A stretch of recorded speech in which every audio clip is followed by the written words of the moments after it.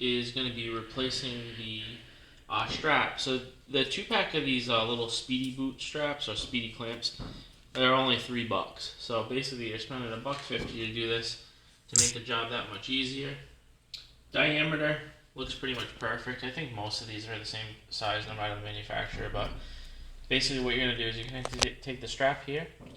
There's a little slot that he's going to go into on this side, and it has to go up because if not, you're going to go here and, you know, bottom out. So it's going to go through this slot, and you're basically going to get him strapped up to the axle boot.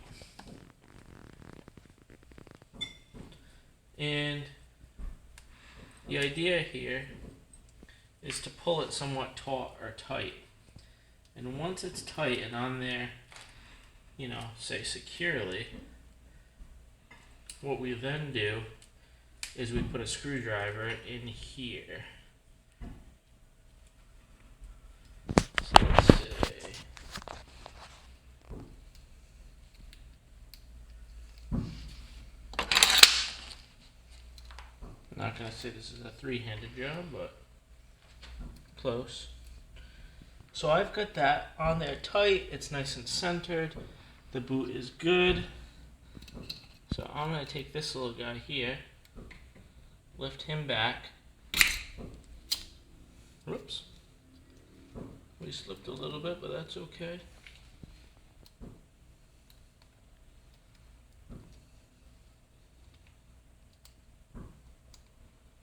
Yeah, man. I just have to get this guy under again. There we go.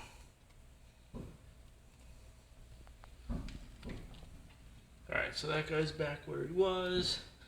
And usually once this guy flips and does a 180, that applies some of that extra tension that you need.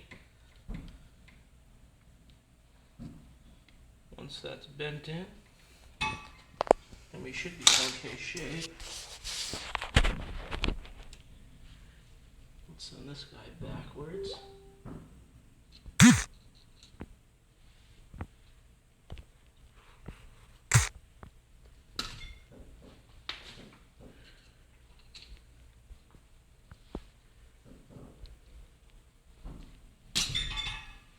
Okay, so that's that.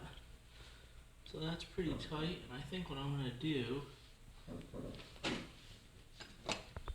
actually if I loosen this guy up a tad,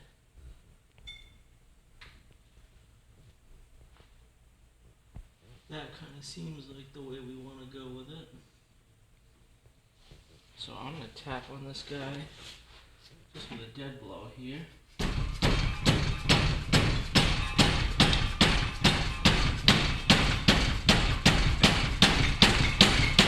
Flatten him out, and then this area over here is going to overlap, and then that's what these tabs are for.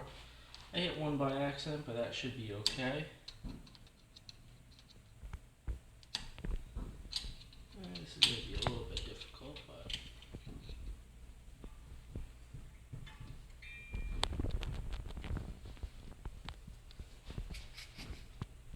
basically if I can hold this guy and keep him there, it'd be great. Might need a helping hand for this one, just to hold this in place, as that's not really looking ideal. But if I use like a flat block or something, I think I'll be in better shape. So let me actually grab this here.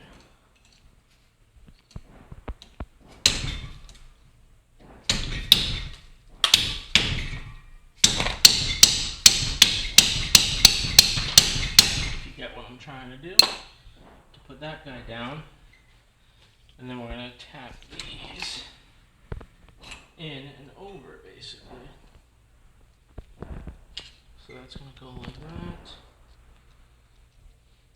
and then I'm going to grab a metal hammer just to get a little bit more precise.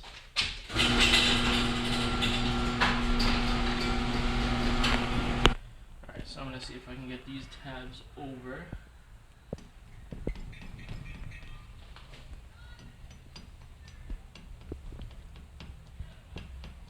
They're pretty close. And then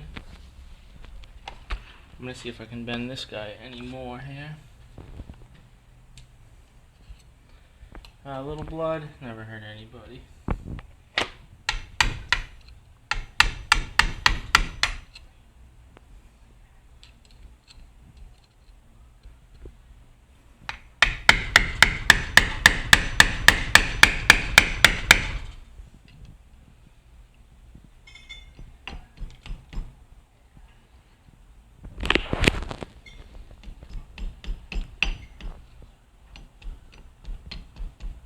We're almost there.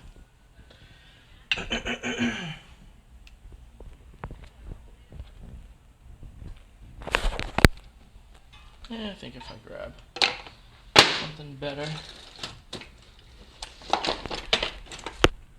Cold chisel real quick.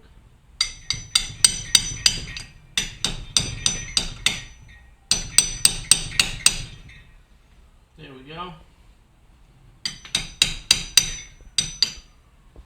Now we've got that guy bent into shape. And technically, I can probably hold this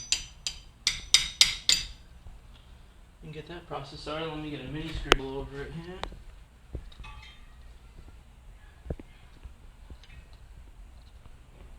I think actually like this.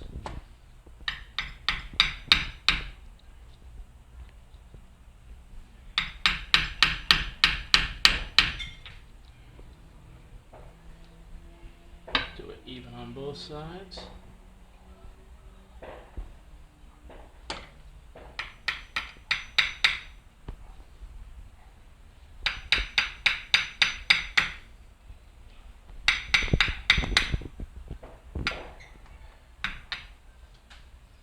So now that's pretty much overlapped. So now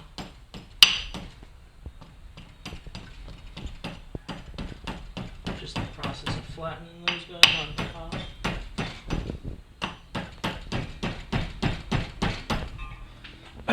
And there you go. Boots on there nice and tight. Ain't going anywhere. And this excess, what I'm going to do is just trim that short. Maybe give it like a tiny little bit of a tail. But other than that, no sense in keeping this guy spinning because he's going to be moving with the transmission and the wheel. That'll get caught on something. So I'm going to remove this excess just to be safe. And yeah, that completes that project. So this is my first time actually using these guys. Instead of using, say, like an OEM style one. And hey, for $3, realistically, it's only costing you $1.50 if you're only going to do one side. Comes with a the smaller version as well to do both ends of the boot. But yeah, not too bad of an experience for the first install. I think right here for that bend, a cold chisel was nice. It didn't really affect the metal because I wasn't slamming on it, trying to, like, you know, damage it. But at least to get that crease in there so this guy sits flat and the two little ears are able to flap over to keep that baby in place, like similar to the OEM style. So yeah, that completes this project. Time to go back in the car.